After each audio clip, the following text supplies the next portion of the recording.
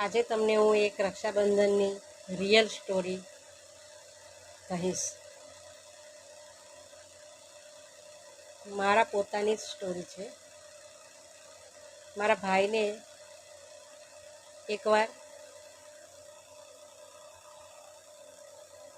પેરાલિસિસનું અટક આવી ગયું હતું.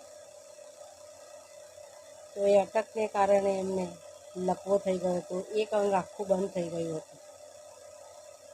તેમને હોસ્પિટલમાં એડમિટ કર્યા. ડૉક્ટરે કહ્યું કે વધારે ટાઈમ નહીં નીકળે. બહુ જ નાજુક તબિયત હતી.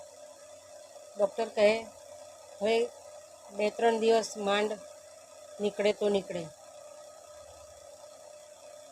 હવે એમની એટલી હાલત ખરાબ હતી કે આપણાથી જોવાય પણ નહીં. પણ એમનું મોત નહોતું આવતું અને ખાલી આંખ જ ખોલે, મારા સામે જોવે અને બંધ કરી દે.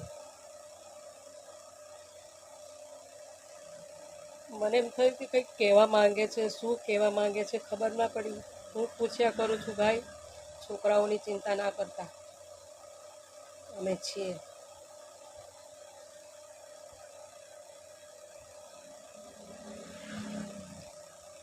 પછી એમણે હાથ ઉપર કર્યો અને મને રાખડી બતાવી.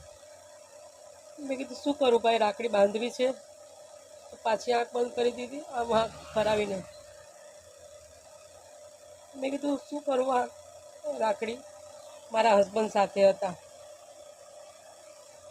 તો એ કહેવા લાગ્યા કે તારા ભાઈ કદાચ રાખડી કાઢવાનું કહે છે, તો રાખડી છોડી દે. પછી મેં હું ઘણું કાળજું કઠણ કરીને એ રાખડી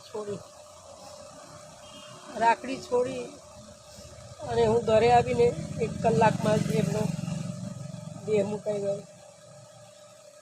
મતલબ આ રક્ષાબંધન એક ધાગો નથી, એ એક દોરો નથી, એ રક્ષા છે કે રાખડી હોય ત્યાં સુધી યમના દૂત પણ એમને સ્પર્શી નથી શકતા. આ રિયલ સ્ટોરી છે મારી પોતાની.